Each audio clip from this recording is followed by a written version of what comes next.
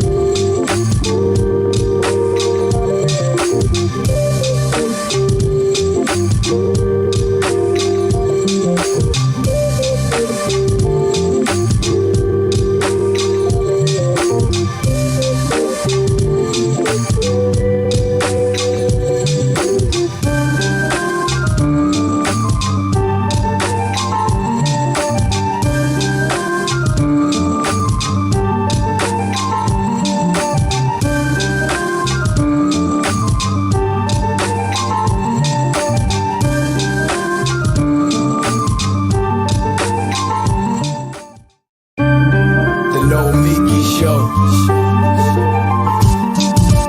Clash momentarily for class solidarity. Cash circulating, give the masses back its currency. Greed from elites, oligarchs stay fed. Deep state, fake fed, everybody break bread. Racism, homophobia, sexism, religion in this melting pot we live in. Time to build a new system, unionize labor rights.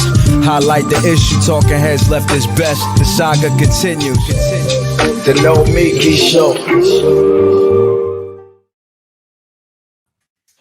Hello and welcome to the Nomiki Show.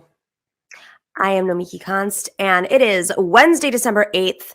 I can't believe this year's gone by so fast. I'm not sure where you guys are on this, but I'm having a lot of existential issues right now. A lot of reflection on the last year, a lot of reflection on the pandemic, a lot of reflection on New York City and where we've been, which we will talk about on today's show.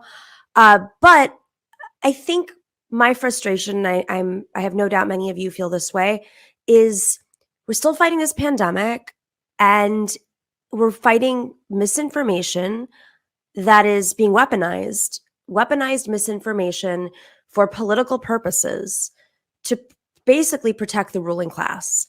And our defense is supposed to be, those who are in power, the Democrats. And there was this illusion, this thought that the Democrats may have learned their lessons after being defeated by Trump, after the margin, the very small margin of difference in votes, Georgia and Arizona, basically, between Donald Trump and Joe Biden, the margin in the Senate, the margin in Congress. And you'd think after, the Democrats lost 1,200 seats in 10 years during the Obama administration, after the shellacking, that something would have changed. And unfortunately, it seems as if they've doubled down. I don't mean the Build Back Better plan is doubling down, but the defense bill, which we're going to be discussing on today's show, the fact that the DNC has eliminated basically any opposition from the corporate elite in the DNC, folks who aren't even Bernie people, who would say, we just want some transparency. We want more investment in state parties. We want to be able to organize and recruit candidates so we can run against the 40-year Koch brother project. I feel scared. I honestly, we talk about this a lot. We've done a lot on the show about climate change, but I feel scared. I think all of us this summer and this year saw climate change get thrown in our faces. How many of us witnessed fires or tornadoes or hurricanes or earthquakes or sinkholes in places that never had sinkholes? Or torrential, rain that flooded subways and basement apartments in New York, and seeing how our infrastructure, which has been starved of resources because of the elite not wanting to pay taxes, we weren't even prepared for what a normal city is usually prepared for. You have urban planning. You have folks who are paid to work on these plans, not just for climate change, but just any storm. So it's not just that climate change is in our faces and we're doing so little to thwart it, but we have barely any resources going into the infrastructure of this country, and not just the infrastructure, into the social infrastructure, into the human rights of this country. And I don't mean, what normal folks would call human rights. I mean, just the ability to live and not struggle. And I'm really concerned because the incremental approach is not working. We know this. And I do feel that parts of the Biden administration have been fighting very hard for some major systemic changes. And the relief packages are definitely larger than any relief package since FDR. With that being said, we still have giveaways to a lot of wealthy people. We're still not willing to take on real estate. We're still not willing to take on oligarchs who are sucking up our real estate and not paying taxes.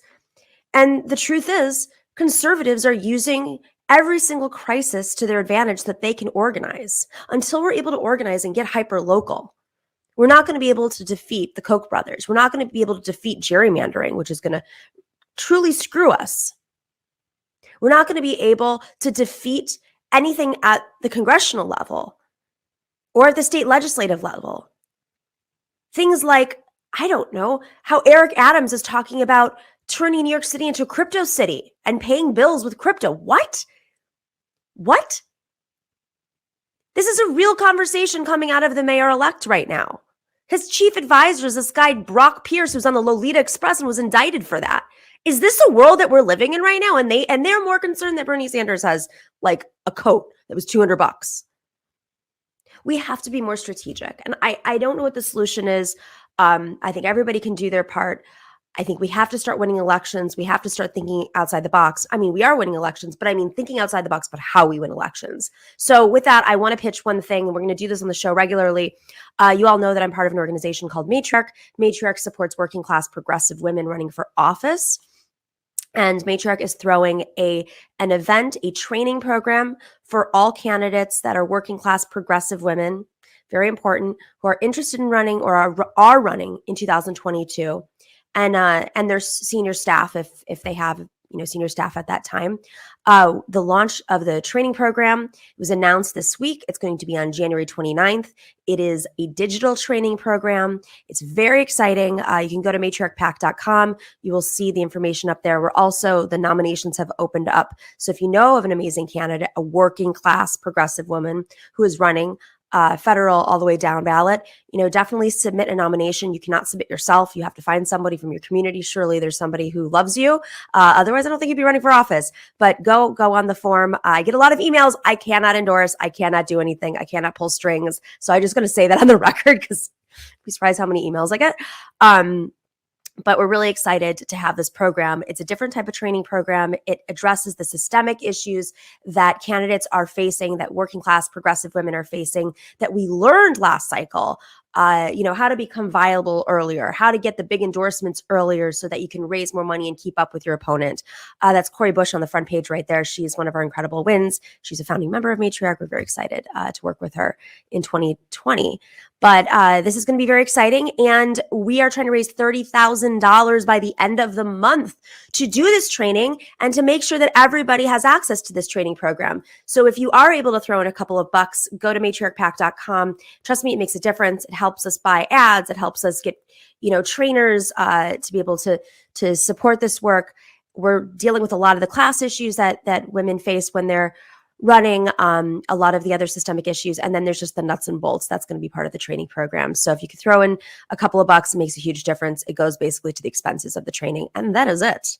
All right, guys, we have an exceptional show today, a really wonderful show.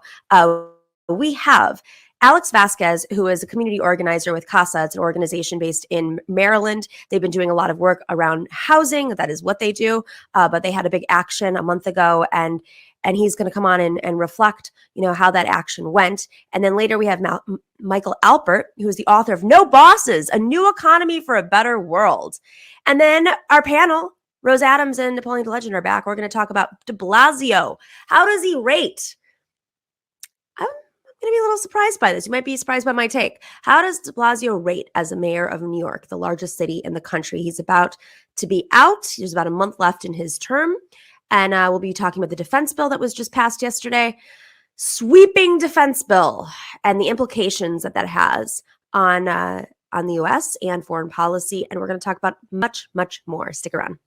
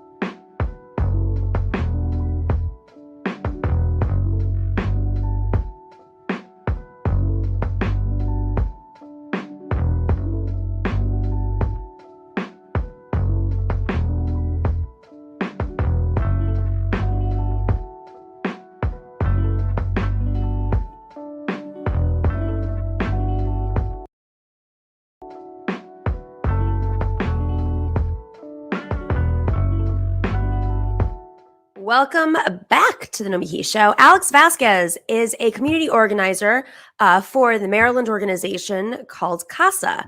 He's lead organizer in Montgomery County, and they just put together this effort. CASA had this march to put pressure on I mean, we have a housing crisis, as we all know. It was was not given enough attention, clearly. But the march was to put pressure on the housing crisis in relation to immigration and climate. Alex, thanks for joining the show.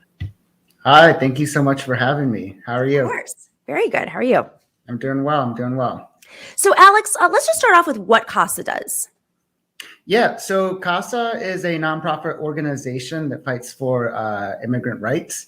We're one of the largest immigrant rights organizations in the Mid-Atlantic region. So we do work in Maryland, Pennsylvania, Virginia, now most recently Georgia, and we have members from all across the United States. And so we do a lot of work when it comes to not only immigration, but also housing and other social justice issues as well. So you're based in Montgomery County, and from what I know about Montgomery County is it's very close to Washington, D.C. and the Beltway, and there's a lot of money there, and I imagine there's a bit of a housing crisis there. Just to start with that little region, and we can expand. Can you explain some of the dynamics of how that's it? And there was also, well, actually, just go ahead. Yeah, of course. Yeah, so I'm one of the organizers in Montgomery County. Obviously, it's one of the wealthiest counties in the United States. And housing costs are going through the roof. And Montgomery County is actually one of the most diverse counties in the United States, where a lot of communities, a lot of immigrant communities thrive. And they're really feeling the pressure of just high rising costs. You take a look at the average price for a 1-bedroom, 2-bedroom, and a lot of people have to make hard decisions, especially coming out of this pandemic or still ongoing pandemic, where a lot of people lost their jobs.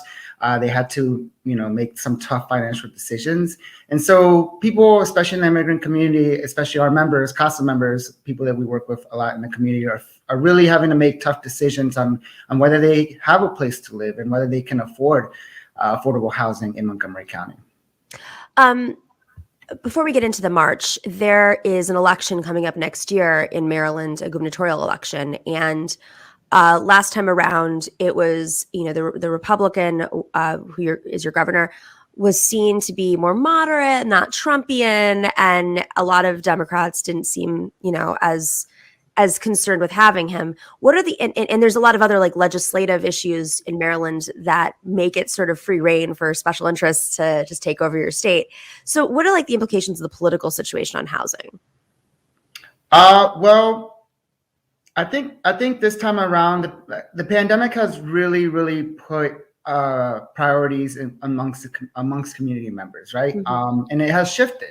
So, for example, in our organization, priorities, a lot of the top priorities for our members are ensuring that they have access to healthcare, but also, once again, it comes down to housing, ensuring that people still have a roof over their heads. So, when it comes to this election cycle, we're really looking for candidates who really, really support affordable housing, who really support the top progressive initiatives, healthcare for all, and ensuring that that people just have money in their pockets to be able to afford these necessities, basic necessities that we have. And so that's what we're really looking for in these upcoming candidates, a wave of candidates who are potentially running for that governor's seat. All right. So you did this. You had this march, and what was the goal of the march? The intention, when you decided to lead this. Yeah, so we've actually had several marches, but the main purpose of these marches is to ensure that Congress passes the Build Back Better portion of the Biden administration's agenda, right? And so I know that they just recently passed in the House the Build Back Better portion that has a lot of these social justice issues that are very important to our community. We're talking about climate justice, we're talking about immigration, we're talking about affordable housing, we're talking about healthcare for all, paid leave. And so now what we're doing is we're really focusing on targeting Senate Democrats, right? Mm-hmm. Where the bill has been kicked over to the Senate, and we are really pushing for them to really get this Build Back Better plan passed before Christmas. So that way, a lot of the families across Maryland, across the United States, a lot of our members can really enjoy the benefits of just having a life that is full of dignity and that is affordable for everyone. And so When we are out there marching, we're out there marching with people who have been impacted by these issues, but also will benefit from these issues. And we're just really, really urging for the Senate to get this done as soon as possible. How are folks responding? I mean, I know that there's lots of pressure points for specific senators who are holding things up, or using, you know, lots of excuses to hold things up. But where are the pressure points that you're pushing right now? Like, who are you trying to push in the Senate, and what is the specific message that you're trying to push? Well, we're really targeting the Senate leadership, right? We know that we have some obstacles that we're facing, but we know that the Senate leadership can get it done. We're targeting Chuck Schumer and ensuring that he gets all the votes necessary to get this Build Back Better plan passed. And so, ideally, we are really targeting everyone because it's going to take all the Senate Democrats to get this bill across, and obviously the vote of the vice president. But you know, we are really looking to see what the Senate parliamentarian says, especially when it comes to the part of the immigration. Right. We know that she has kicked back other proposals that we have had that really include a pathway to citizenship that many of our members and the millions of immigrants across this country deserve. And so we are hoping that she's willing to accept, even though that's not what they deserve, this registry plan, or this Plan C, what we call, right, that adds parole to it. But we are really looking for every single Senate Democrat to vote on this and to really come through for the American people, because that's what they ran their elections on, and we are holding them accountable for that. When you watch Fox News, they have completely punted the crisis at the border to Biden, as if they didn't have any role in this. And you know, we're aware of, everybody on the show at least is aware of the Obama administration's role in border, you know, security, and how, you know, the folks call him the deporter in chief, but without a doubt, it grew to absolute crises, horrifying humanitarian crisis at the border under Trump. And I was reading, I don't have the numbers in front of me, but I was reading something yesterday that I was actually very surprised that, and I don't think the Biden administration is doing a good job communicating this, that they have actually registered the majority, and there's, vast majority, 75% of those that have been held at the border, and they're en route. And that was one of the big complaints, is that, you know, it was just like a complete disaster to clean up the situation that Trump created, in which, you know, separating families, not being able to track, you know, their babies and small children that were separate from their parents and may never see them again. And to be able to do this detective work all while there's a COVID crisis, all while there are folks who continue to come through. And then there's another crisis that happened in Haiti. And, you know, and so we saw what's been going on at the border, not to mention, of course, DHS and how the Border Patrol, those images that came out of the Border Patrol members on horseback. Mm-hmm. So, I mean, it's complicated, obviously, and it is a humanitarian crisis. How is this impacting the work that you do, and how would you, I mean, if you feel comfortable, how would you rate how the Biden administration is dealing with the crisis at the border? Yeah, well, I mean, listen, when people come to this country, they're coming because they are escaping violence from their country. Sometimes there's, you know, we have natural disasters that bring them over, and they're really looking for us to be that beacon of hope, right? To ensure that they feel safe, and that they start a life here in this country of opportunity that was funded on just immigrants from across the world. Mm-hmm. We are pretty disappointed in the administration's response on how they are handling the border, in the aspect that, you know, we're still seeing the images of how border police, and I see that you have the video up right now, right? You know, whipping Haitian immigrants that are trying to come over here.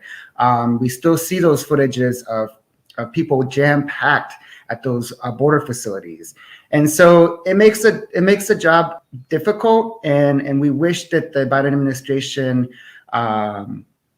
you know, held their word when they were running on the campaign, saying that their goal was to close these detention centers. And have the process of accepting more asylum refugees and restarting the process of really processing people who are coming over, and just bringing them into the community. And so we are very disappointed in the process and how things have been handled. We obviously think that it could be handled a lot better. And just in Maryland yesterday, just alone, right? We're not waiting for the Biden administration to make moves, whether they can decide if they should be opening detention centers or not. Yesterday, Maryland passed two huge immigration bills. One is called Dignity Not Detention, where it's going to prohibit ICE from having any detention centers in Maryland. And another one is the Traversing Maryland Privacy Act, where ICE can no longer access database from government agencies, state government agencies, especially the Motor Vehicle Administration. They will need a judicial warrant from a court. And even then, they still have to notify the delegation of when they're accessing this. So states like Maryland are already taking measures to ensure that they are protecting immigrants who are being abused by immigration and who are using tactics to lure people in, and just everyday people who are driving to work. We're not talking about criminals, but just everyday people who are doing everyday things. So this is interesting because I wouldn't expect Maryland to be at the forefront of that. How did this get passed? Like, what was that's major coalition work. Yeah, we obviously had major coalition work, but the stories from community members, the stories that kept appearing. In Montgomery County alone, we had two stories that made national headlines, and where a gentleman was cutting a tree and was detained by the Department of Natural Resources Police. Despite Montgomery County having its own sanctuary bill to protect immigrants from being asked immigration status, we still had state police agencies who were coming in and they detained him and handed him over to ICE. And then just about a month later, ICE agents swarmed a gentleman's house in the same vicinity, just 5 miles apart from each other, using the information that they got from the database, the MVA database, to locate him. And so this really just came out of the stories that kept popping up, and the community came together. We lobbied really hard for the last 2 years. CASA members shared their stories, and we really put a lot of pressure on the delegation to say, hey, look, listen, this is happening in Maryland. We need these protections. These are everyday working people who just want to go to work, and who are stuck in limbo because our immigration system is just so out of line and so dysfunctional that they have no pathway forward to citizenship, which is why we're really pushing to ensure that in this Build Back Better plan, that there is a pathway to citizenship, because many people deserve that. It's amazing that you were able to pass that. My final question, just related to that subject, is once folks are put through the registry and processed at the border and given refugee status, and they come to Maryland, what's next? How do people find housing? How do they find community? It's just from start to finish. When someone leaves their home, say they come from Guatemala. I met somebody this year who went through this entire process, and he told me step by step along the way about how he had to take out a loan in Guatemala from essentially a loan shark, and he's going to be paying it off. To us, it wouldn't seem like a lot of money, but based on the wages in Guatemala, he is going to be paying off this loan for 10 years. So he takes out the loan, and then he has to get through. He wasn't from Guatemala City. He lived near Lecatitlan, and so he had to go through Guatemala to get to the border, and then get to Mexico, and then go through Mexico, and there are several stops along the way, and houses where he has to stay with hundreds of people, sometimes thousands, and then he finally, and it's dangerous. The coyotes are not like the nicest people, and neither are the people who they're with. He told me about the fights that would break out between a Mexican thinking he was higher up than a Guatemalan, and a Guatemalan thinking he was higher up than an Ecuador. It was insane to hear about the dynamics. And then he got to the border and was kept at the border, and then they moved him to another facility, and then he went to West Texas, I believe. And then that is when and they were in this truck. They could barely breathe in the truck, underneath the boards of the truck, like packed like sardines, totally inhumane, barely could breathe. One guy was having an asthma attack, and they pull him over, and that's when they detain him. And then once they detain him, this is under the Trump administration, they put him, they take him to a house where he stayed, barely could sleep, squished together like this, way too many people for one room. And he was there for like a few days, and he was being fed like an egg in the morning, like something very small for lunch. Then they took him to this is the part that really killed me out of everything, because I'd never heard this before. They took him to a workers' camp. That's my description. This is ICE. And ICE took him to this camp and said, we're going to send you back to Guatemala, but you have to earn the money that we're going to hand you once we drop you off. And you get, I think it was $1 or $2 a day. And so for 7 days, he farmed. And he said that they lined him up before that. They lined them up with shackles around their neck, their wrists, and their ankles. And I tell the story over and over because I don't think people really understand what is happening. So say you're able to, that's just that process. And he was sent back to Guatemala. But if you are able to get through and then you make it to Maryland, now you got to find housing. Maybe there are family members there. Maybe there's work. Maybe there's not. How does anybody navigate, especially if there's language issues? How does anybody navigate? Yeah, I mean, it's a difficult process, right? And once again, that's one of the reasons why we passed dignity not detention in Maryland, because ICE detention centers, if you've ever been to one, it's just a very, very, nothing prepares you to see what's happening, right? And that's just what we can see. I can only imagine what's happening behind the scenes. But yeah, I mean, a lot of people come over here with nothing, absolutely nothing. They get through that whole scenario. And so they come to Maryland. So what's next, right? Well, luckily, we have a lot of organizations in Maryland that can help out with that process, right? That organizations like CASA that can really help, establish getting you an ID and perhaps connecting you to affordable housing programs that can get you started. And that's why it's important that we really set protections for a lot of immigrants. Because imagine coming to Maryland and then not able to have, those protections, not able to find funds for affordable housing. In Montgomery County alone, Montgomery County passed a lot of pieces of legislation that really gave funds to a lot of people in the undocumented community, funds that are not available unless you have some sort of permanent status. Funds, for example, we had Montgomery County had a version of a stimulus check that went out to families who were undocumented. We have a rental assistance program that families can apply for if they fall behind on rent or if they even need assistance when it comes to rent. And so there's a lot of good programs out there in Maryland. And that was only made possible because our community members have fought, because they have experienced firsthand what it was like, such as in the story that you were talking about this individual, where they came over and they had absolutely nothing. In Maryland, we have driver's licenses for people who were also undocumented. So the first thing is just really going to a state like Maryland that has all these protections and all these available resources.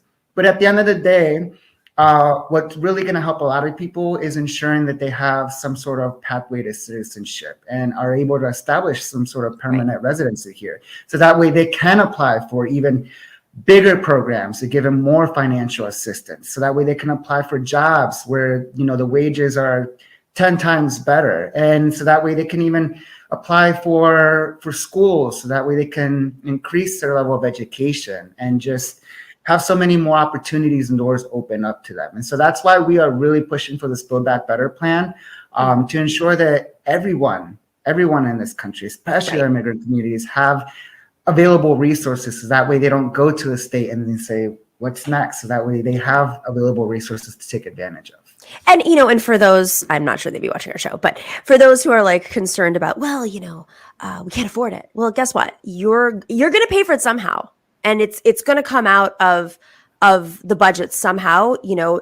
Would you want to take the humane path or do you want to take the inhumane path? And I think, it's preventative measures by supporting as many people as possible in their pathway to living, a healthy, wonderful life in this country. And let's not forget, the majority of small businesses are owned by immigrants. So there is an investment. Our immigrant community, this is the country that we live in. It's what we, quote unquote, our legacy is, I guess. some of our legacy, leaving out other parts, but at least the immigrant side, the Ellis Island narrative, this is a big part of who we claim to be, and we might as well follow up through it. So, Alex, I appreciate you. Thank you for joining us today. Good luck. Keep us updated. Hope to have you on again very soon. Thank you. Thank you so much for having me. We will be right back to talk about what it means to not have is the future of jobs no bosses? I mean, maybe they'll all be in space, so sounds great. Maybe? Be right back.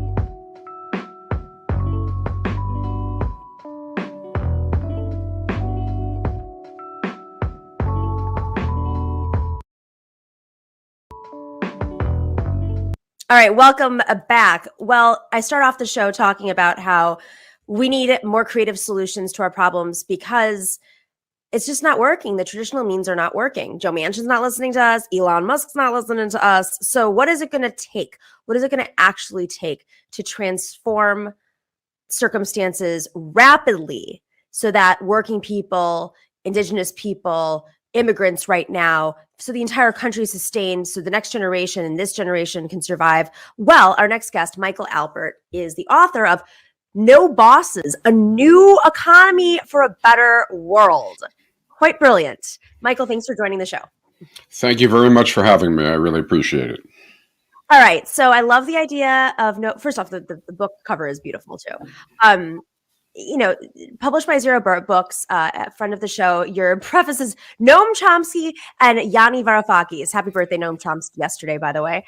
Quite a preface. Also friends of the show. So, is this going to be, are we going to be like having marches for no bosses? How do we do this? Well, there's two different questions. How do we get there, and where are we going?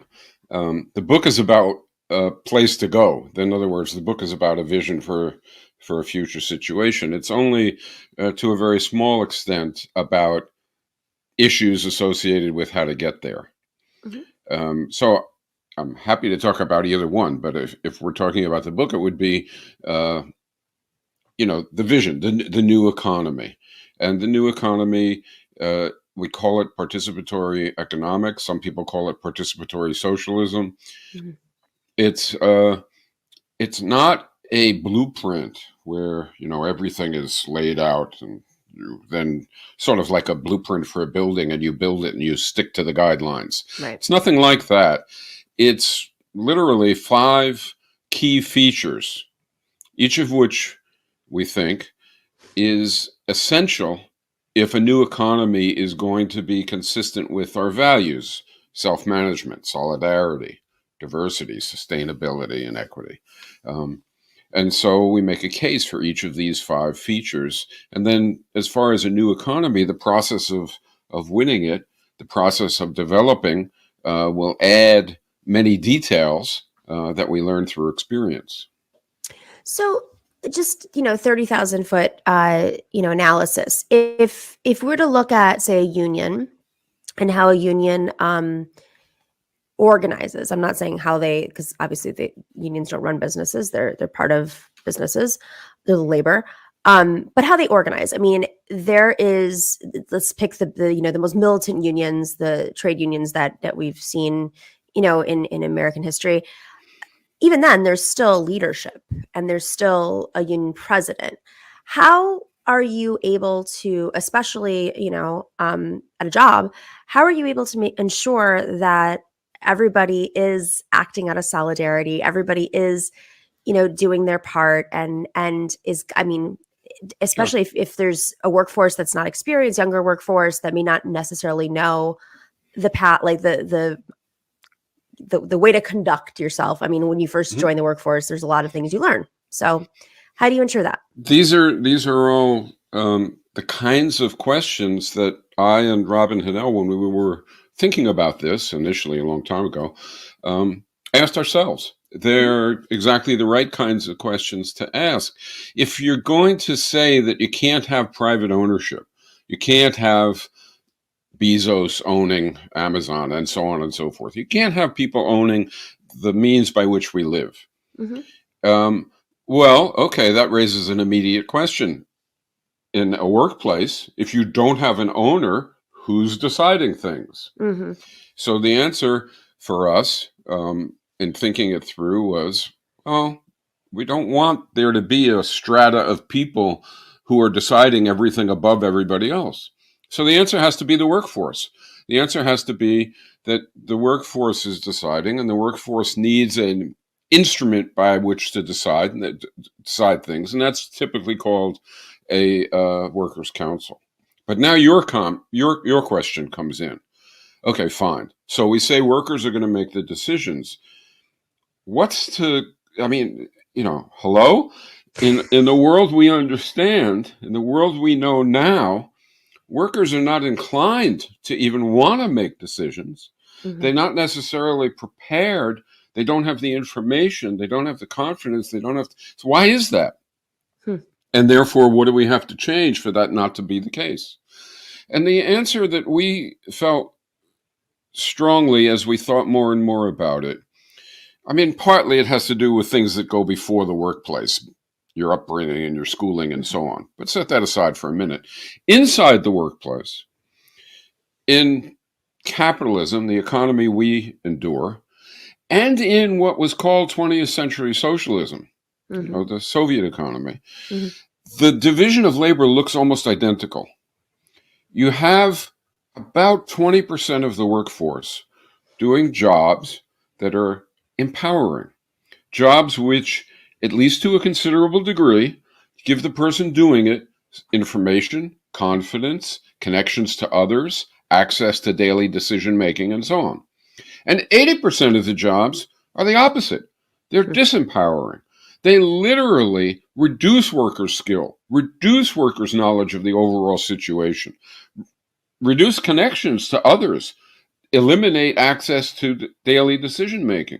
And so what you have is that the phenomenon that we see, that workers don't seem disposed to participate in decisions or prepared to, is not intrinsic. It's not innate. It's not something biological. It's the result of a particular division of labor. So if we want a new economy and we want workers to be running the show in their workplaces, we have to get rid of the old division of labor, not just private ownership. And that means that we have to combine tasks into jobs in a new way such that all jobs are comparably empowering of the people who are doing them. And then people are prepared. Is this sort of another approach to nationalizing at least major industries, that we say Facebook or Amazon or something, with these big bad guy bosses that have taken over the world and really shifted the way that we function. Is this sort of an alternative to nationalizing it? Yes, it's an alternative to getting beyond capital, getting beyond private ownership, but retaining a new boss in place of the old boss, where the new boss, instead of being a relatively, a small number of big rich owners, is about 20% of the population. And that's what we had in the old Soviet Union and in various other countries. We got rid of owners, but we still had a very alienated, undignified, top-down, bossed around workforce and a group on top of that. So this is a way to try and change from the current situation to a new non-capitalist situation, which, however, avoids, it literally rules out the structures that caused old experiments of that sort to be highly compromised. Can I tell you one story? Of course, yeah. Okay. So years back in Argentina, there was an economic crisis, and it was so bad that a lot of capitalists decided to just leave their workplaces. They became dysfunctional, they became not profitable, and the capitalists decided to move on and just threw in the towel. Not because of political pressure, not because of movements, but because the thing was failing. And a lot of managers and engineers and financial officers and so on looked at the situation and said, yikes, without the owner, we're doomed, so we're going to move on too. So the workforces were left with the building, with the equipment, and without the owners, and without almost all of what I call the coordinator class, the manager.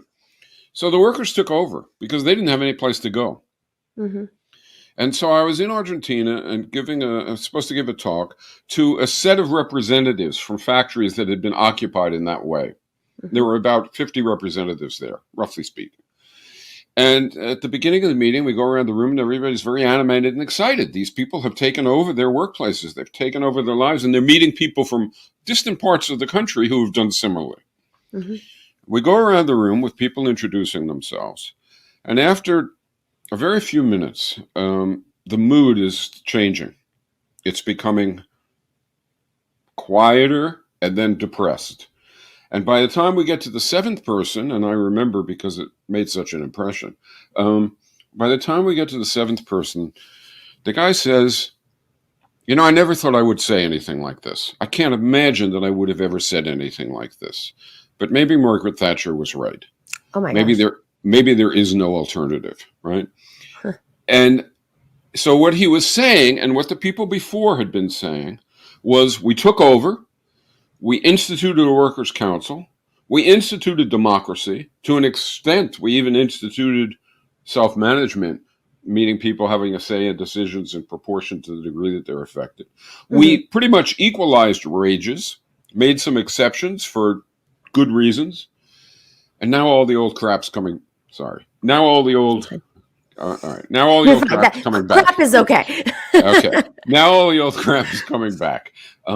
It's getting alienated again. Incomes are moving apart, etc. And I said, and you feel like that's just human nature at work. And they said yes. And I said, well, let's just explore for a minute one other possibility. When you took over the workplace and you made it democratic and you fixed the wages and you did all these things, what did you do about the job structure? What did you do about the old jobs? And they said, well, we had to fill them. We learned how to, And I said, so you didn't change them at all? No. Interesting. And they sort of didn't understand the question at first because they thought, that's like saying, did you change the air? It's the way it is, right? And so it didn't occur to them to change it. And then I made a case that was the root of the problem, not human nature. That what was happening is they kept an old institution, and that old institution has certain implications, and those implications were swamping all the good things that they had done. I think you can see that in many co-ops and in many other circumstances, and you can also see it in whole countries like the Soviet Union.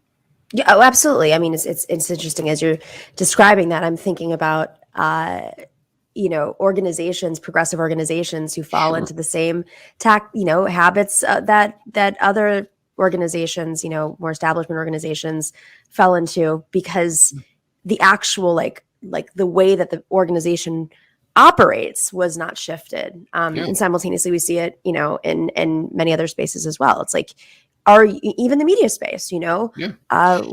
And it's not a matter of bad faith. In other words, Right. none of those workers in the Argentine factories wanted the outcome they got.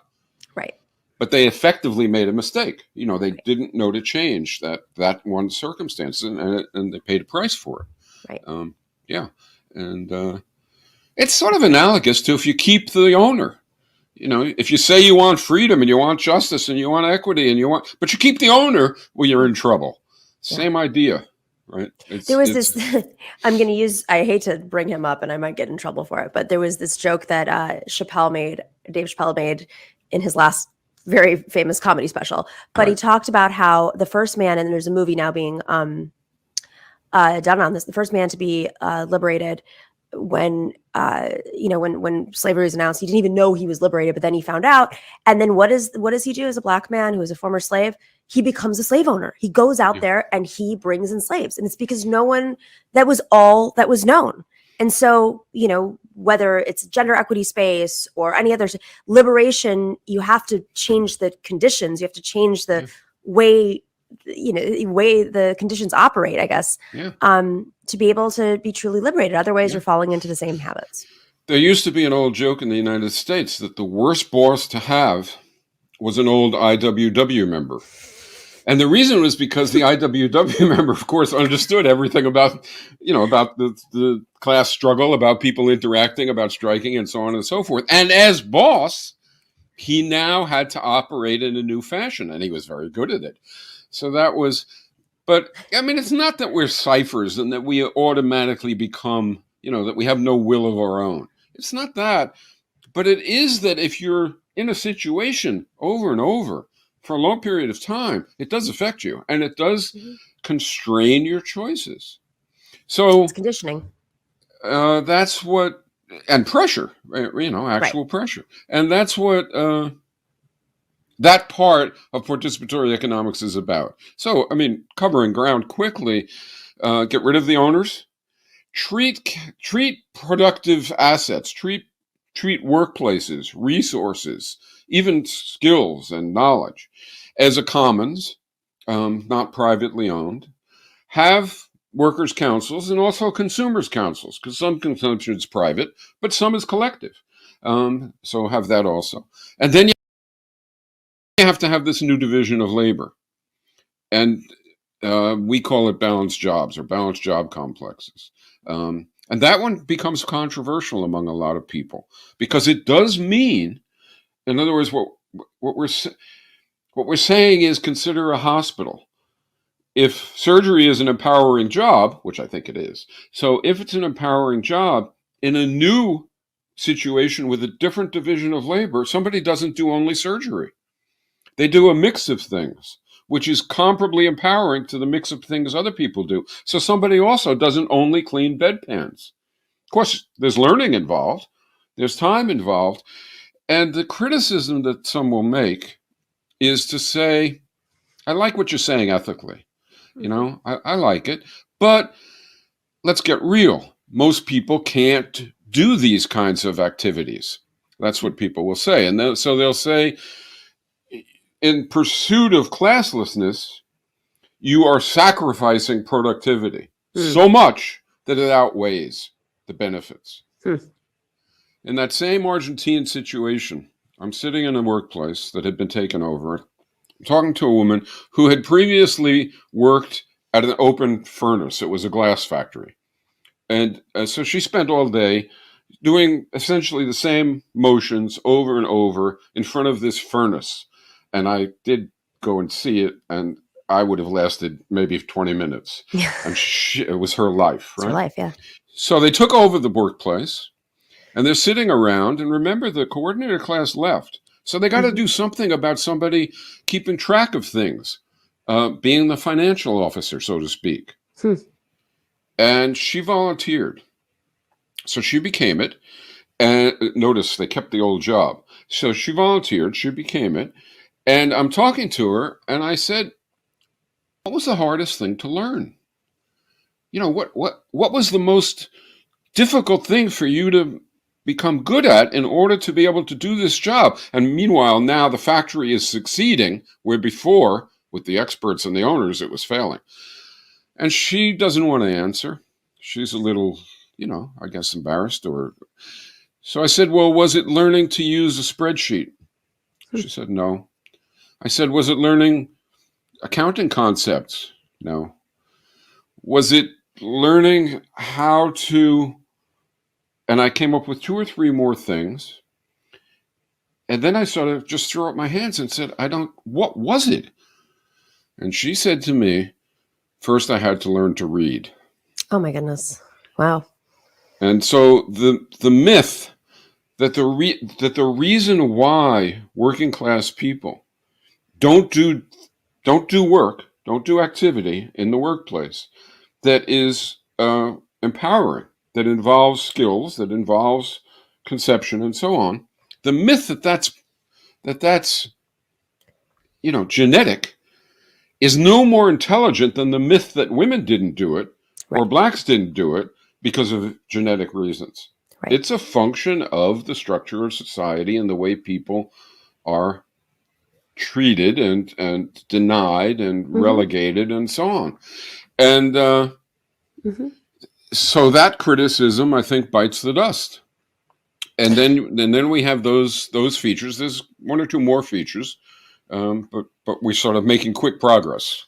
So in the last couple of minutes here, can you help us understand? Is it all at once? Is it workplace by workplace? Like where's the path? What's the pathway to new economy for a better world? That's called transition. There's still things like remuneration. How do people get income and how much and allocation? But I guess running out of time. So that's a perfectly reasonable question. There's no single answer to that, right? That's called strategy and transition. And there really is no single answer to that. So, for instance, right now, somebody could start a firm or could transform an existing firm by introducing balanced jobs, by introducing self-managed decision-making, and you'd have something that's sort of planting the seeds of the future in the present. It would be in the midst of markets and in the midst of profit-seeking. It's not a whole new economy, but you could be doing that. Likewise, you can be fighting for a much higher minimum wage, or fighting for transparency, or fighting for, and so on. So as these movements proceed, you get to a point where it's possible for more and more workplaces, and even more important, more and more of the population to share a vision and to share a commitment to it and to fight for it. And it would be a lie to say that we can know in advance exactly what that will look like. But I think we can know a few things. So one thing, for example, is people get all up in arms on the left about reform and being reformist. All right. Right. Oh, I know. Okay. So been there, done that. It doesn't make any sense for the following reason. First of all, fighting for things now is fighting for reforms, unless you're fighting for the whole damn thing overnight. And nobody is. So when you fight for higher wages or for better conditions or for constraints on the market to try and save the planet, you're fighting for reforms. Fighting for reforms is where lots and lots and lots of people learn not only what's wrong with society, but what would be better. And the skills, too. So that when the revolution comes, you're ready. Absolutely. But reformism is something that has a problem to it, and that's fighting for a change and seeing the change as the end, as the goal, and you fight for it, you win it if you do, and you go home. Okay, so that's reformism. But you don't have to fight for reforms that way. You can fight for reforms. You can fight for a $15 minimum wage, trying to organize in such a way as to arouse desires for $25 minimum wage. Or for, instead of a minimum wage, remuneration for duration, intensity, and onerousness of socially valuable labor, which is what participatory economics says. But the point is, you can constantly be fighting in a way to create the conditions to continue. Right. And that's not reformism. So I think we can say confidently that'll be part of the process, that kind of approach to winning change. I also think we can say confidently that if we're going to win something like participatory economics, our movements are going to reflect those values. And our movements are going to operate in accord with that kind of conception. Otherwise, it's hypocrisy. Otherwise, it is, instead of planting the seeds of the future, you're planting the seeds of the past, or you're planting the seeds of a different future that you don't want. So we can say things like that and more. But I do feel, and it's why I did the book No Bosses and have done other stuff like that, that it's powerfully important to have a vision, to have the inspiration that comes from it, the orientation that comes from it, the hope that comes from it. Those things matter to being active in a sustained way. Michael, this is fascinating. Would love to have you back on. I would love to anytime dive in a little bit more about like solidarity and how to make sure that there's no infighting along the way, because that's a common thing. Indeed, that is, we are humans, and I feel like that's a little human nature in a sense. Well, yeah, but I'd be happy to come back and talk about that. It's on my mind also. Thank you, Michael Alpert. Check out the book No Bosses, Zero Books. Check it out right now. And I'm gonna follow up with a lot of questions. So the next time we have you on, I'm sure we'll have more from our audience as well. Michael, thank you so much, and happy holidays. I'd be happy to relate to both. Wonderful. Thank you. Take care. We will be right back to talk with our panel. Lots of interesting news. Very excited to announce that there's been progress in the war on Christmas. You want to hear all about that very soon. Stick around.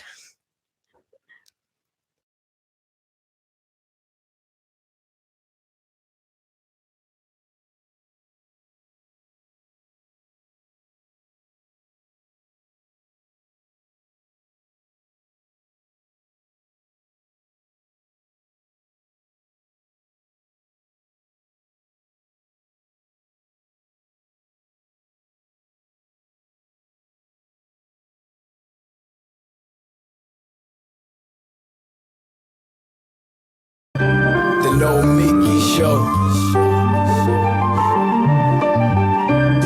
The Nomiki Show. Yeah, We clash momentarily for class solidarity.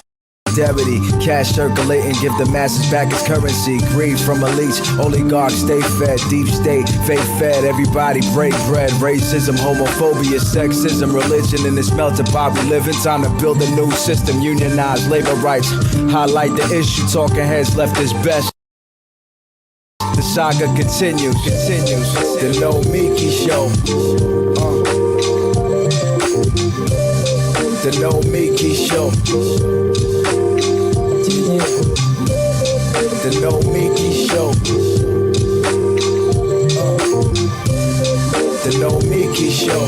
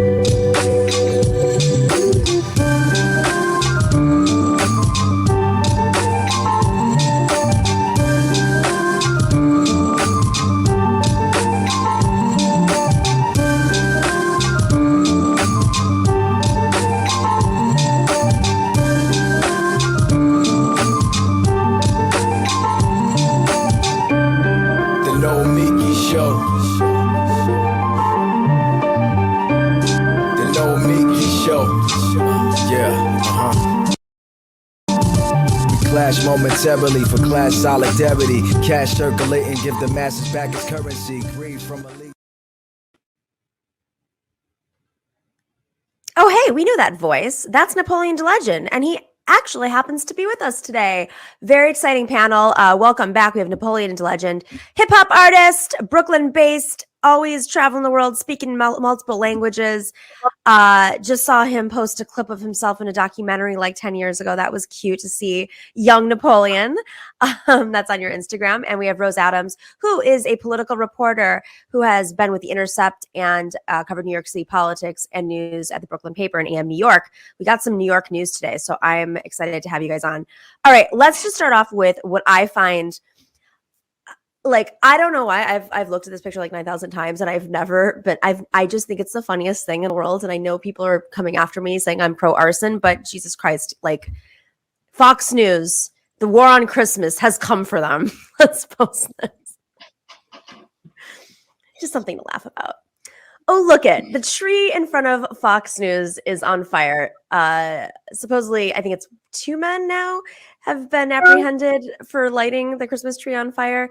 You know, it's dangerous because there's glass, you know, on there and they pop and explode and it's like shrapnel.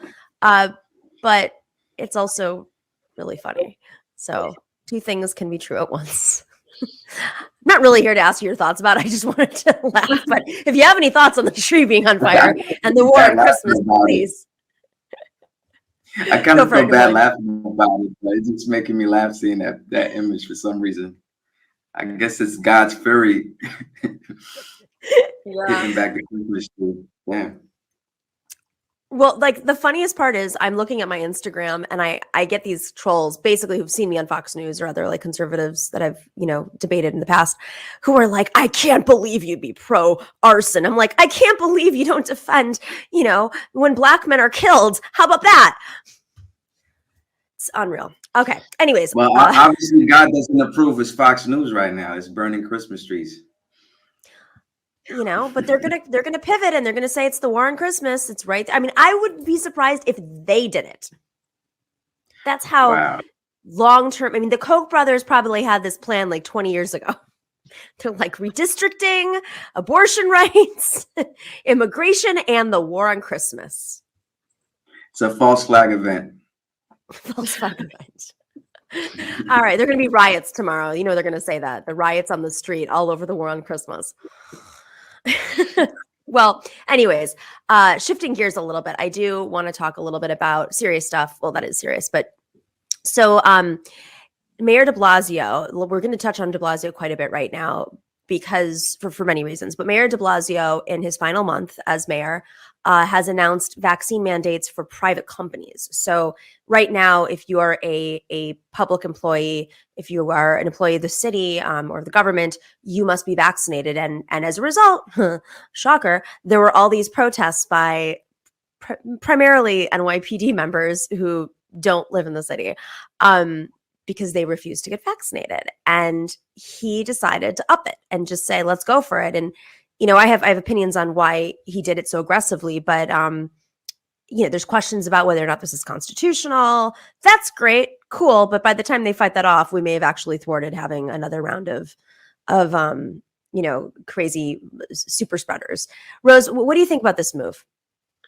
I think it's a good move. I mean, you know, at this point too, it's been a while since there have been mandates for city workers, and since you basically have had to have a vaccine in order to exist and interact with the city, you know, you have to show proof of vaccination every time you basically go into most establishments, especially restaurants. So it's not something that I think is very foreign to New Yorkers. I mean, I'm also not super in tap with the very anti-vax cohort minority that's still resisting that, but to me, it seems like a kind of natural next step, and I think it makes sense to do it now. I mean, it would have been too fast, I think, last year to do it, but it's been some time, and it's not like having vaccinations to other diseases is anything foreign. I mean, we all are vaccinated against, you know, those you know, smallpox. So I think that it's time to kind of bring that to COVID too. Let's play this clip of how Mayor de Blasio responded on MSNBC. I mean, he is who he is. Let's just roll it. As of today, we're going to announce a first-in-the-nation measure. Our health commissioner will announce a vaccine mandate for private sector employers across the board. All private sector employers in New York City will be covered by this vaccine mandate as of December 27th. We're going to have some other measures as well to really focus on maximizing vaccination quickly so we can get ahead of Omicron and all the other challenges we're facing right now with COVID. And the response from restaurants has been, they're not happy. There's an article up about that right now, about how restaurant owners they think that he rolled it out too fast, rushed it. I mean, my perspective on this is as a New Yorker, we've all lived in New York. I am a little concerned by how many restaurant employees don't wear masks inside. I am concerned that they barely look at your vaccine card, and I'm concerned with the percentage of people who are using fake vaccine cards. I get that, like, the more people vaccinated, the better, the more measures to restrict, the better. But these small business fights, as we're going into a new administration, I think are planting the seeds for much bigger fights that Eric Adams is going to want to differentiate himself from de Blasio on. And I worry that Eric Adams, being sort of a wild card, will definitely want to side with small business, will definitely want to side with real estate. But the result, I think the consequences are going to be horrible for turning the city around. Napoleon, you live in Brooklyn. You know what's going on in Brooklyn. You know how rapidly everything's gentrified and become completely unaffordable, and income inequality has only grown poverty has been reduced, but income inequality has grown under de Blasio. Do you think that Eric Adams is we're actually weirdly on a good path, but de Blasio is just like not the best spokesperson for it. Yeah, I think, I anticipated all these to be reversed, as soon as he comes in, just for Eric Adams to try to score some political points with, like you said, the small businesses and the real estate people and things like that, because he's going to have pressure from people telling him that, he's killing business. When the flip side of the coin is a lot of people feel more comfortable going to these establishments when there are like stricter rules, but people never mention that part. They want to mention the other part, which I think is the loud minority in that case. But I'm not sure, but I anticipate him trying to reverse these things like pretty quickly.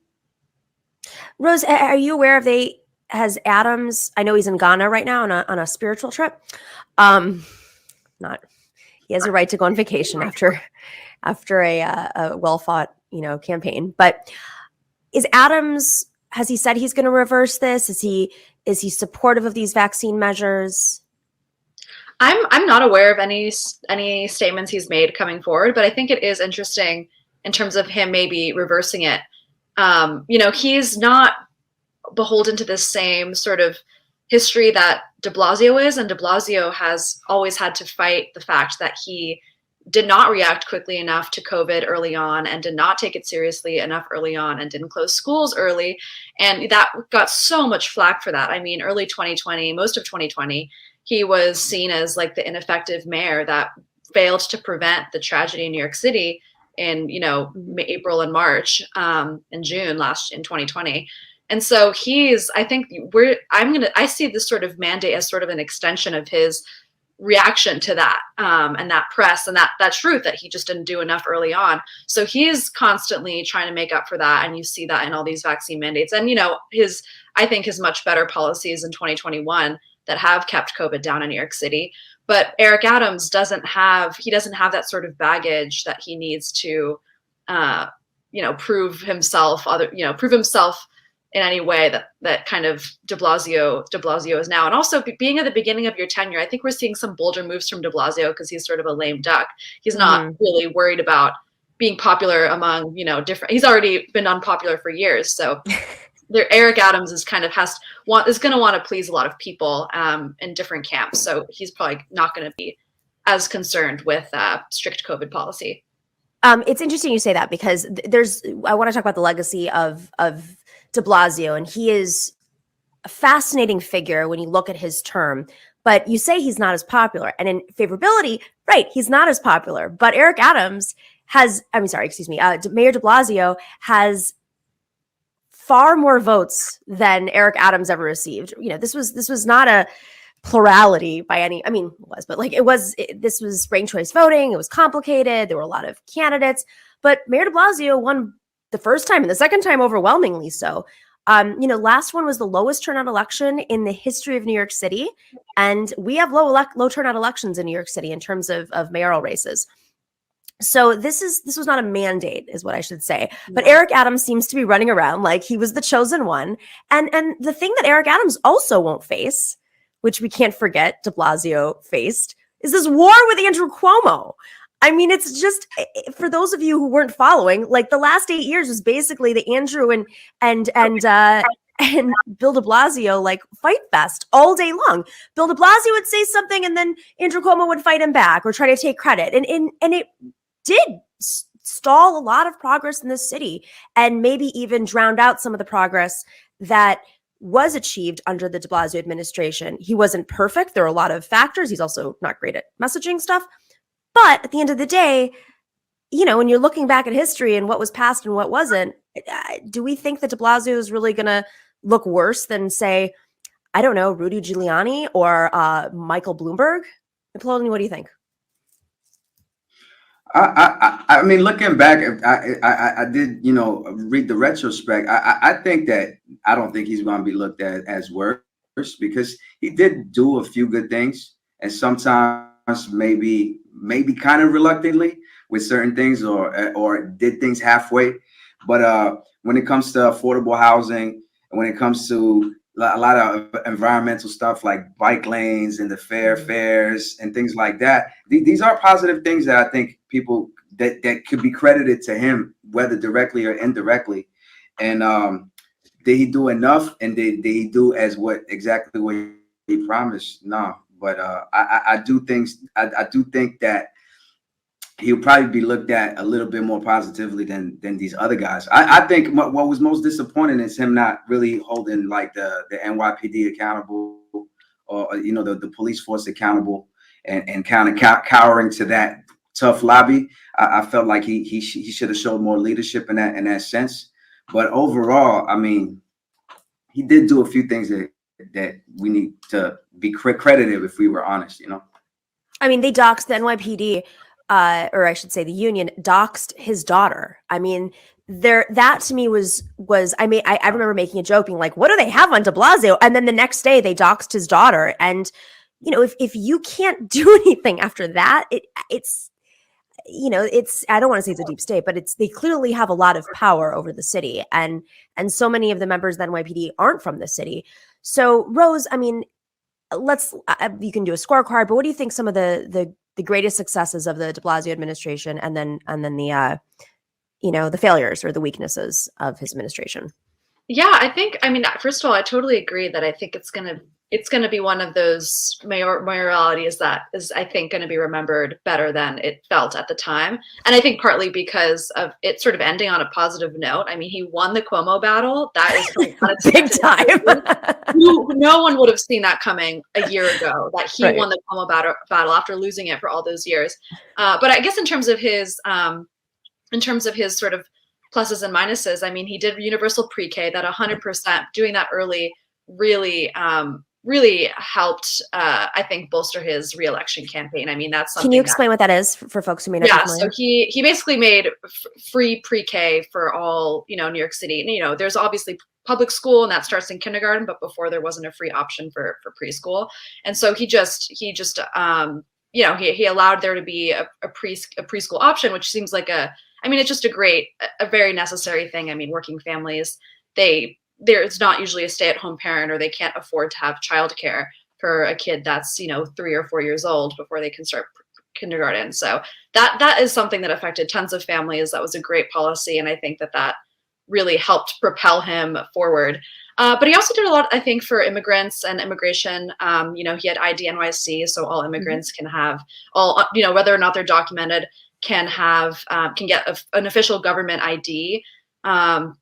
And they can use that, and it's a little bit symbolic, but I think it is helpful in that, it's kind of something that can be an official sort of ID that kind of can obscure, whatever documentation they have or don't have, and can be used for in government settings. And so he's done things like that that I think, are very positive, progressive goals. And so I think in terms of policy, there's nothing that you can point to except for, the lack of action in the NYPD last summer. Like that was definitely bad. But I think, and also just, his inability to really rein in the NYPD in any regard and trying to appease them, even though that never worked. It was always so funny how he always wanted to be on the side of the PBA and they were always rebuking him. So he was trying to please too many people for a lot of his candidacy, or a lot of his mayorship. But I think the failure is messaging, that, like you've said, like that was just his whole demeanor was really off-putting to people. And I think the tabloids just latched onto that. And so I think it's interesting. The media narrative is so, it's important to remember that the two daily papers in New York, neither are particularly progressive. One's very conservative. And those are the ones that have really shaped the kind of dialogue around him and have focused on the fact, rightfully so, arguably, that he would go to the Y all the time instead of working, that he showed up hours late to meetings, that he worked 2 or 3 hours or something in the month of July during his presidential campaign. I mean, he just was a PR disaster, PR explosion. And so I think it's easy to focus on those things rather than, policy achievements. And that's where it got tricky. So I was, when I was at TYT, this was in 2017, I believe, or no, maybe it was 2018. And I didn't know I was the first one and maybe even the only reporter to ever be able to be granted an entire day with Mayor de Blasio. And I followed him around for the day and we had private moments and I got to go to meetings and it was really a pretty incredible experience, just for any mayor, largest city in the country, to have that access. And also just, there's these like little quieter moments where you see him talking to Shalane or picking up the phone and talking to his kids and, and it wasn't on camera.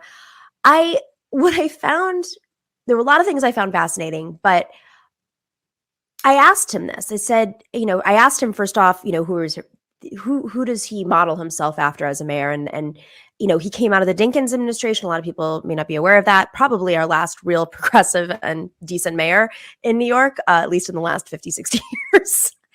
But he looked at the Dinkins administration as a model for himself. And then, a little bit further back. But I asked him, do you think if the press, if we had one publication in New York City that was truly progressive, meaning, if Wayne Barrett were still around, if the Village Voice still had teeth, if people read it every day, ignore the New York Times, because yes, they cover New York politics, but it's not as, it's not as feisty as, say, the other papers. Do you think that things would be different? And he said, yeah. He thinks a lot of the framing, what you just said, Rose, is so much of the framing was built by these very conservative publications and tapping into the fights that he faced with Cuomo that really nobody will face. And de Blasio faced up against Cuomo. Bloomberg barely faced it with Cuomo, and they obviously agree on a lot of issues. And if you're not naturally inclined to be a great messenger, or if you're fighting all these battles, it can be tough. And, there are a lot of politicians, by the way, who are not great messengers. And I think people forget that. Like, they might be good leaders in different aspects. They might be great organizers. So I was fascinated to see how open he was about talking about the media environment and his inability to sort of capture the narrative. And he was very aware of it and willing to discuss it. My 2 cents on this are, I was very upset at him about his connections to real estate and being unwilling to rein in real estate, even in the most incremental of ways. And I know his affordable housing program was what he would probably say is an incremental approach to reining in on real estate, and also dealing with the issues with education and public schools, in that there's segregation in New York City public schools, something that he could not admit until recent months and say out loud. But his solution was always through diversifying real estate and having an apartment with multi-income families. So it's not, not just a bunch of high rises that pop up with billionaires, but you have, allocated housing that's more affordable. Now that's not taking on developers, obviously, and developers own this city. So I would have liked to see a mayor, rein in on them a little bit more, because it does affect every single aspect of the city when developers are getting major tax breaks, when oligarchs are buying, 1 out of 3 houses in New York City and they're not paying taxes on them and don't even live in the city. It transforms the way a neighborhood is shaped. It transforms small business. We didn't even have small business rent control. The only reason we have it right now is because of the pandemic. So that to me was my issue. And then the NYPD, I think the least he could have done is just said, why are a bunch of Long Islanders and folks from New Jersey or upstate determining how, security in our city should the politics of our city? That's just not how it should be. If he just said that, I think it would have made a huge difference. I mean, obviously there were multiple, Eric Garner, like he dragged his feet on Eric Garner for a very long time. And it was horrifying and sad. Closing Rikers, he supported closing Rikers, and it's going through a horrifying process right now. And I don't know if the solutions are right or wrong, but that's been a disaster this year with so many deaths at Rikers, more than ever. And then there was one more thing I was going to mention. I just want to do a deep dump while we have a chance. I was listening to WNYC this morning, and they were talking about this article. It was funny because I was already thinking about doing it. And the calls in, I mean, while they graded him maybe a C or a B, nobody seemed to have this thing that you see in the New York Post, which is everybody hates de Blasio. And I was really surprised by how many people had a pretty deep understanding of the de Blasio administration, his weaknesses and his strengths. And I think that plays to his advantage. This is what I was going to say. He's running for governor. And I'm curious, what you guys think about his run for governor.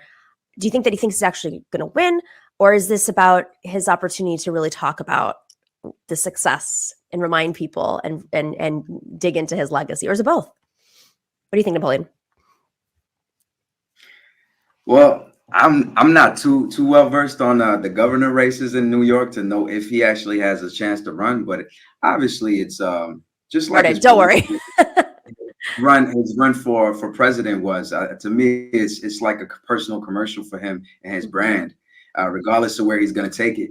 I don't think he has anything to lose from doing it, and he could do it. And actually the last moves he's doing with the mandates and everything is probably to bolster his image further. And I see him as a career politician, so he's gonna try to aim as high as he can, and if he can't get it, he's gonna still be in some sort of money and be able to leverage his name one way or the other. So that's the cynical way I look at it. I agree with Can that. Sandinista be the governor of New York? Go ahead. Yeah.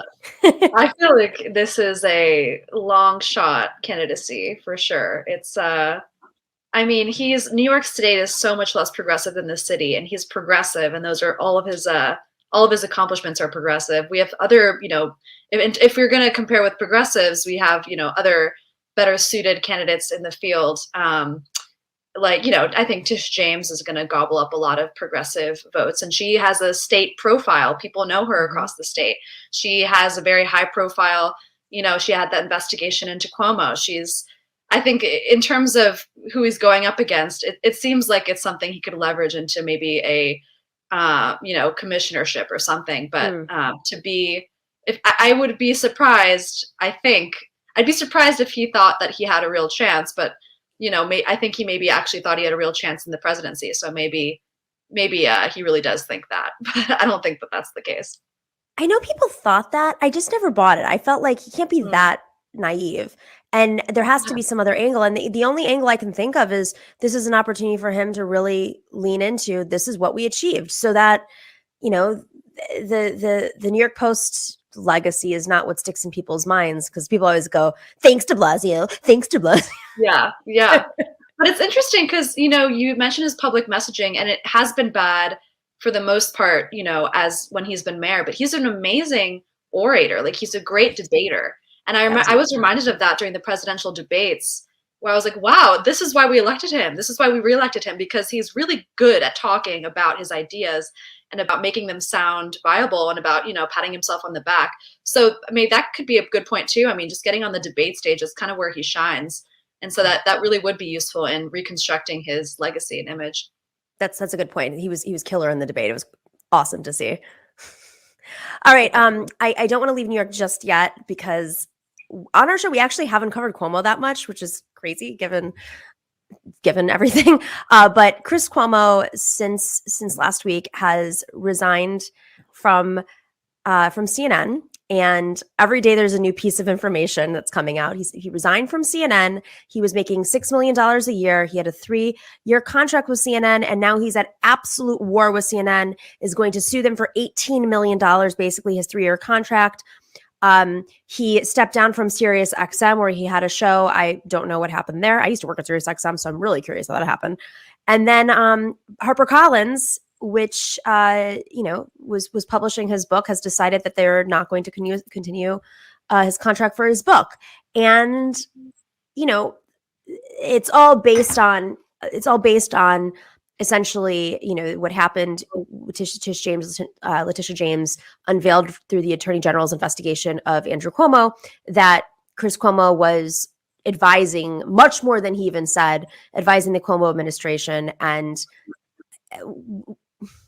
I'm not going to say this is not uncommon, I think, in the news industry. I think a lot of folks do favors for folks, and that's kind of how access journalism is created, is built. But there were sexual whether it was assault or harassment allegations, we really don't know because it hasn't been disclosed. But there's something much, much worse. So my question is, not the reaction. I mean, I think we all get what's happening right now. But is he going away? Do you think that this is the end, or is this, or maybe there's a new lane that's being carved out right now where it's the canceled Democrats, because they still have constituencies. They're still popular. I looked at the comments. It was Andrew Cuomo's birthday yesterday, and I was like, all these people still love him. What is going on? What do you think, Napoleon? I think he, like you said, the word cancel and stuff like that, I think he could ride on that. Like, he was being canceled.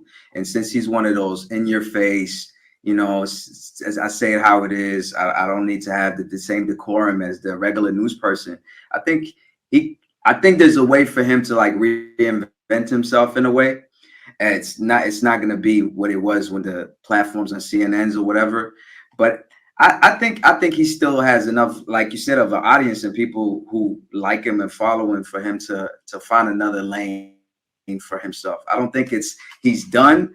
I don't think he's ever going to be anything close to what he was, but I think he's still probably going to be at the periphery doing something, with that audience, if he's smart enough to keep going. But I think he has that shamelessness to him that allows him to keep going from something like that, which some people wouldn't be able to recover in any type of way. Rose, whether or not he keeps going is one thing, but is this potentially an opportunity for a space in Democratic politics, whether it's center left politics, to really seize in on what you're seeing is actually there are a lot of normie Democrats who feel really uncomfortable with the rate of canceling folks has gone. I mean, if you talk to voters on the ground, maybe it's not our folks, but there are a lot of older voters who feel like woke is being used as a weapon, and we're not into it. Yeah, it's an interesting issue. And it's interesting how it factors into politics now. I mean, we've been talking about wokeness a lot in sort of a more social environment. And there's been obviously instances in politics too, where it's come into play before, and there's definitely been sort of a cancellation. But I do feel like all cancellations are mostly, for the most part, temporary. I mean, I'm sure in enough time we'll see them both reemerge, both Chris and Andrew reemerge in some capacity. I mean, I agree, not to the degree that they were before, but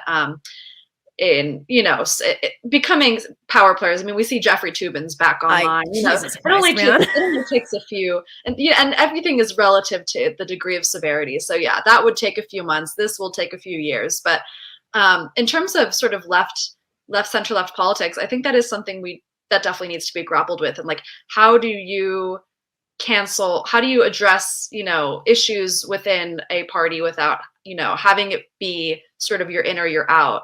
And I don't really know how to go about that. I mean, I think the Scott Stringer issue is actually an interesting example Ran of for that. mayor. He's the comptroller Scott Stringer, the New York City comptroller, ran for mayor and was accused of sexual assault by a former volunteer on his 2002 campaign, so 10 years ago. And, he was immediately canceled. So this is kind of another example of that happening. And he was sort of center left, and he was immediately, kind of just tossed to the side. And he was a progressive front runner, and everyone withdrew their endorsements of him before there was really any sort of corroboration or investigation into it. And I think a lot of people were frustrated by that. There wasn't enough due process. I mean, this is different with Cuomo because there really was an investigation and due process. But it is, and I think afterwards, a lot of people came forward and said, in Scott Stringer's example, we regret. Some people came forward. I know this one politician, Jamal Bowman, came forward and said, I kind of regret immediately withdrawing my endorsement without any sort of just kind of bandwagoning it. So this is a question I think we really have to grapple with in some way as progressives, very online progressives that, because Twitter is such a fuel for cancellation. How we can go about this sort of issue. But I think at least the Cuomo's case is pretty cut and dry in my mind. And, and I'll just add to that because I feel, I've seen it especially in New York politics where sometimes progressives don't understand that the information they're getting is from the right wing and it's not actually vetted and like pure. I don't, I wouldn't say that with the case of Scott Stringer. We can't know for sure, but there are I've seen multiple stories on folks that come out and are later debunked, or you start to understand a little bit in more depth where the stories came from or who planted them. And by then it's like somebody's been affected. Or on the other hand, you look at someone like Lindsey Boylan, whose life has really been affected. She's run twice and it has absolutely affected her.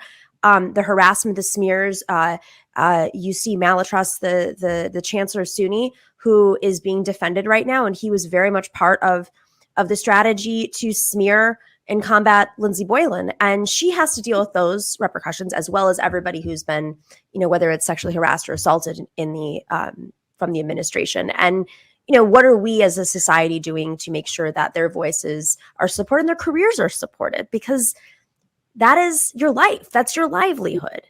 It's your family's livelihood. Right. I want to shift gears just a little bit because yesterday, no one seems to be really talking about it, but it's kind of a big deal. The House passed a $768 billion defense policy bill. And hey, they actually did more than what President Biden was calling for. So, congratulations, defense industry. It's a pretty intense bill, very, very complicated. But I want to highlight a couple of quotes from this New York Times article. So this is from the article itself, saying also missing from the final legislation was a provision passed by the House that directed Mr. Biden to impose sanctions over the Nord Stream 2, an undersea gas pipeline running from Russia to Germany that lawmakers fear will give Moscow undue leverage over Central Europe. And then we'll get to another quote in a second.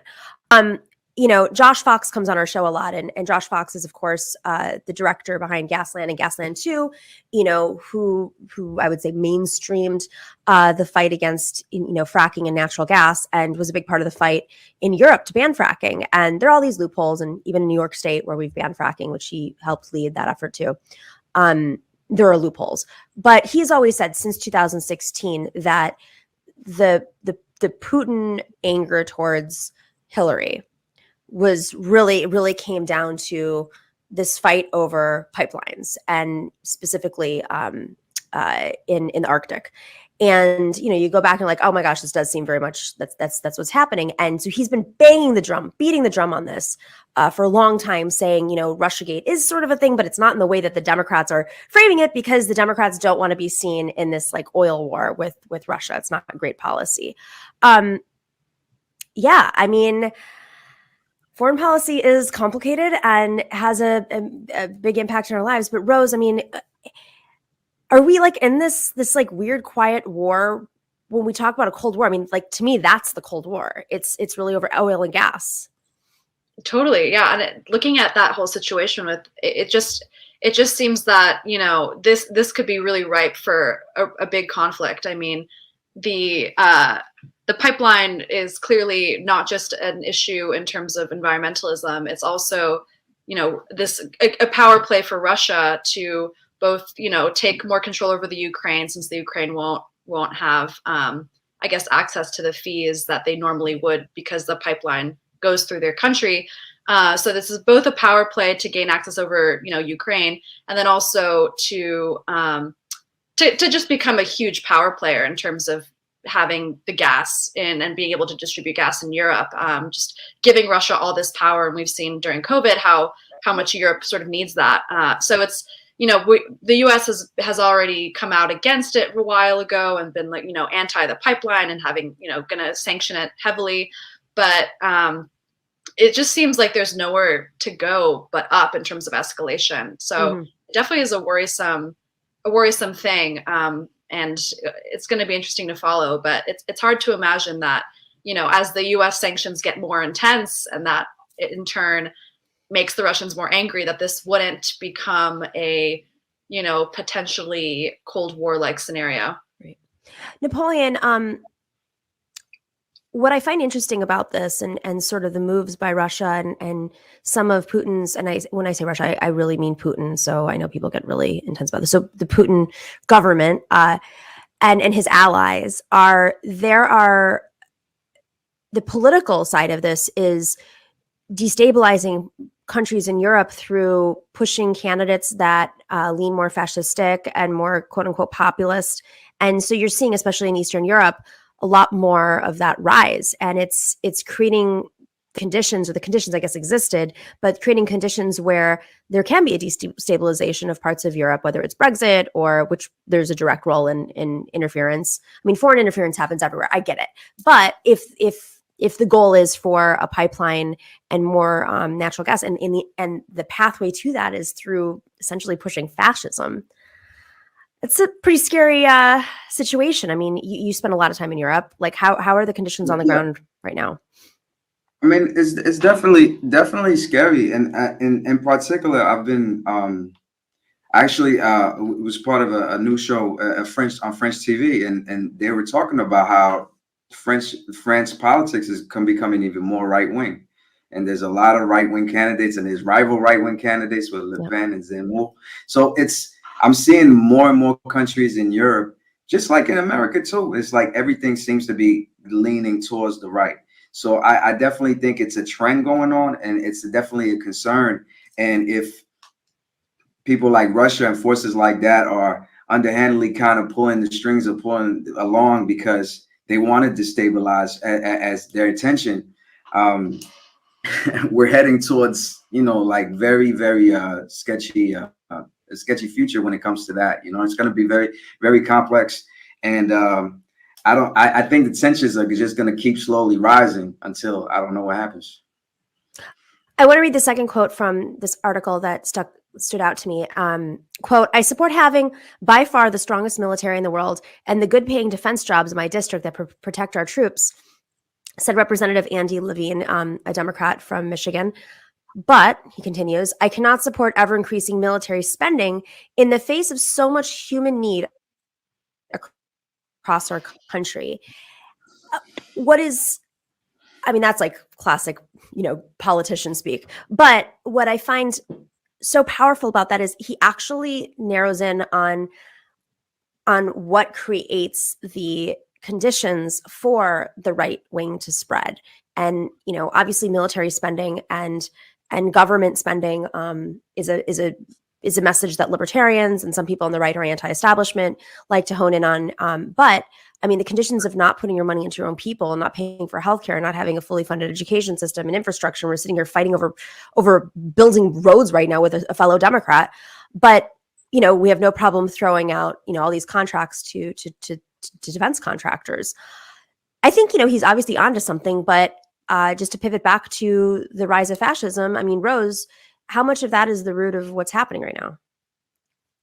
The rise in fascism, it's interesting to think about how yeah, this is all sort of happening at the same time. You have Russia or Putin's government kind of with fascist tendencies rising up in an environment, not necessarily locally, but in a world environment that is kind of more sympathetic towards right wing tendencies. And it's interesting also to think about how right wing means something a little bit different in every country. Right. I think in Europe, it's definitely very race and motivated, very motivated by the fact that there's been a big refugee crisis and a real backlash to that. And that's 100%, not necessarily the refugee crisis, but in America, there is a big race element too. But there's no doubt that there's this rising kind of right-wing fervor. It's interesting. It's hard to imagine. I don't really have any answers to why. I'd be interested to hear if you guys have any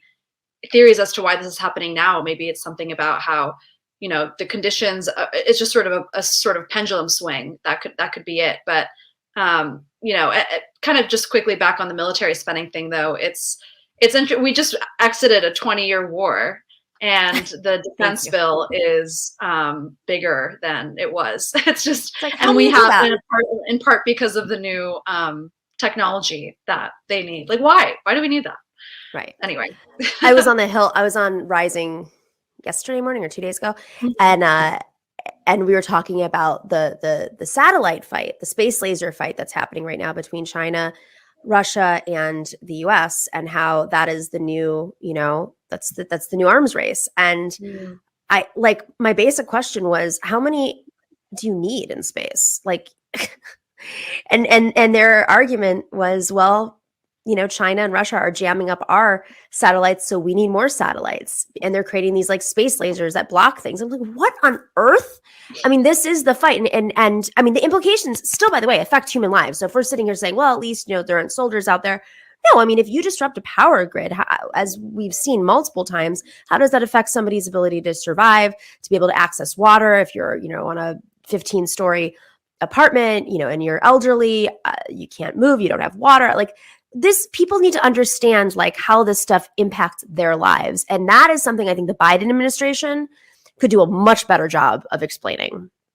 Napoleon, final thoughts on everything. You got the floor. I feel as if even reading that article, that either they're trying to stoke fear in us, making us believe that it's necessary for them to spend that much because of the threats, the imminent threats, or American is seriously scared too. I feel like America with a capital A somehow understands that its military, its right to exist, or without it, it wouldn't be the America in their sense, in the way we know America being. So I think there's a lot of fear in the air, and they don't want to lose their position in geopolitics. Well, space lasers, if they happen to interfere with Elon Musk, I'll just leave it there when he's in space. All right, guys, you are awesome. Thanks for joining today. Thanks for everybody for watching and listening. Make sure to check us out on patreon.com/The Nomiki Show. Support the show. That is how we make this thing work. It's how I get better internet, because my internet's been choppy all day. I don't know what's going on with it. And it's how we're able to put this production on. So thank you to everybody for watching, for supporting, and we will see you on Friday for Femme Friday. We got a good one. We got lots of candidates, because I know you guys have been asking for candidates. All right, stay in solidarity. The Nomiki Show.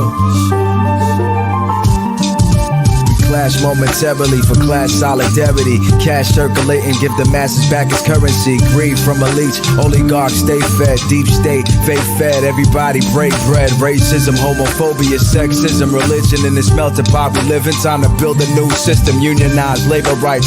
Highlight the issue, talking heads left is best. The saga continues. The Nomiki Show.